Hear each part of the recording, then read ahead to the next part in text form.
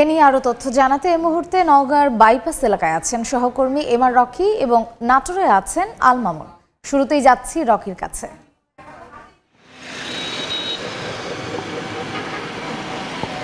দুর্ঘটনা নিয়ন্ত্রণের জন্য সরকারিভাবে যে বিধিনিষেধ দেওয়া হয়েছে সড়ক এবং মহাসড়কগুলোতে 3 চাকা যানবাহন চলাচলের জন্য, এই অবস্থা কিন্তু পুরোটাই উপেক্ষিত। আমরা দেখছিলাম যে সড়ক এবং মহাসড়কের 3 চাকার যেসব স্থানীয় যানবাহন রয়েছে, টমটম, অটো চার্জার, সিএনজি এবং 3 চাকার আরও বেশ কিছু বাহন, যারা প্রতিনিয়ত কিন্তু একরকম দাপিয়ে বেড়াচ্ছে।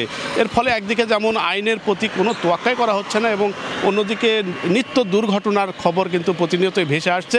এবং এই পরিস্থিতিতে আরেকটি বিষয় আমরা দেখছিলাম যে জেলার বাস মালিক সমিতির সঙ্গে কিন্তু এই 3 চাকার যেসব বাহনের সংগঠনগুলো রয়েছে মাঝে মধ্যেই কিন্তু বিতর্ক, মাঝে মধ্যেই কিন্তু সৃষ্ট জটিলতা, অনেক সময় সাংঘর্ষিক পর্যায়ে এই বিষয়গুলো কিন্তু তৈরি হয়ে যাচ্ছে।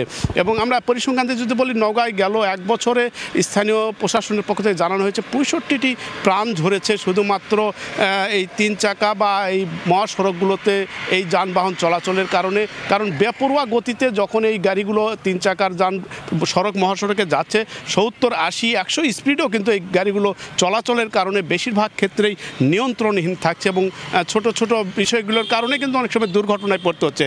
জেলা বাস মালিক সমিতির পক্ষ থেকে যে বিষয়টি জানানো হয়েছে যে এ জেলায় 367টি বাস পরিবহনের জন্য আন্তঃজেলায় যোগাযোগ করে থাকে, কিন্তু এই মুহূর্তে তারা একদিকে পরিবহন ব্যবসায় ঝুঁকির মধ্যে পড়েছেন, অন্যদিকে নিত্য এক ধরনের সংকট তৈরি হচ্ছে, নিত্য সমস্যা, এবং এই সমস্যার কারণে কিন্তু প্রতিনিয়তই এক ধরনের আস্থাহীনতা যাত্রীদের সাথে সৃষ্ট জটিলতা বাড়ছে।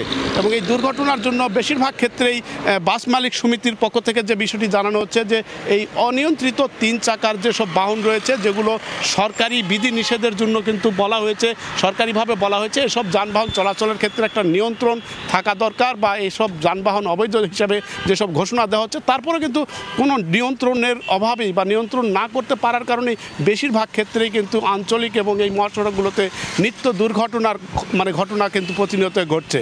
তো এই ছিল নওগাঁর এই খবর। আমরা আরও খবর জানবো, আমাদের সহকর্মী রয়েছেন নাটোরে, সেখানকার এই অনিয়ন্ত্রিত যানবাহনের খবর জানাবেন।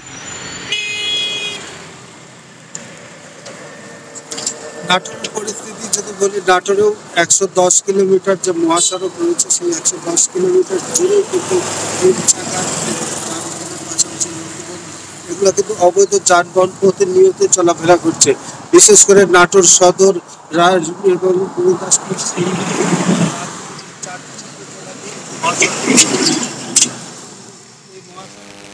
সময় কিন্তু সেই যানবাহনগুলো কিন্তু প্রতিরোধ করতে পারছে না হাইওয়ে থানা পুলিশ।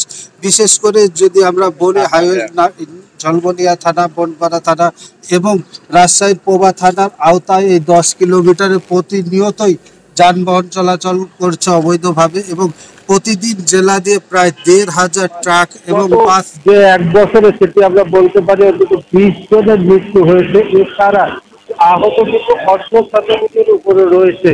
কিন্তু এই 3টি থানা প্রতিনিয়ত যদি পুলিশের পক্ষ থেকে অভিযান পরিচালনা করে তাহলে এই সড়ক দুর্ঘটনা এবং মানুষের প্রাণহানি এবং অঙ্গহানির ঘটনাগুলো ঘটতো না। একটি বিষয় যেটি আমরা বলছি, অবৈধ এই যানবাহনগুলো চালকদের সাথে কথা বলা হয়েছে, তারা কিন্তু বিকল্প যানবাহন রাস্তা থাকলেও যানবাহনগুলো মহাসড়ক দিয়ে চলাচল করে। তার কারণ হিসাবে তারা বলছে যে এই অল্প সময় এবং দ্রুত গতিতে যাওয়ার জন্য তারা মহাসড়কগুলো ব্যবহার করে থাকে, যার প্রেক্ষিতে কিন্তু এই দুর্ঘটনাগুলো ঘটছে।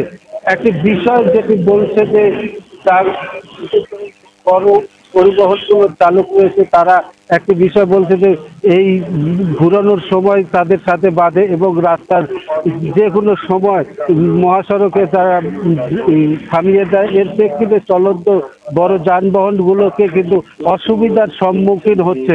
এই বিষয়গুলো নিয়ে যে পরিস্থিতি রয়েছে সেটি কিন্তু সচেতন মহল যেটি বলছে যে পুলিশের নজরদারি করা সম্ভব হলে এই যানবাহন দুর্ঘটনা প্রতিরোধ করা সম্ভব হচ্ছে। এই ছিল আমার কাছে যানবাহন এবং অবৈধ যানবাহন চলাচলের সর্বশেষ। মহাসড়কে 3 চাকার যান চলাচলে নানা অসুবিধার খবর জানতে সরাসরি ছিলাম নওগাঁ এবং নাটোরে।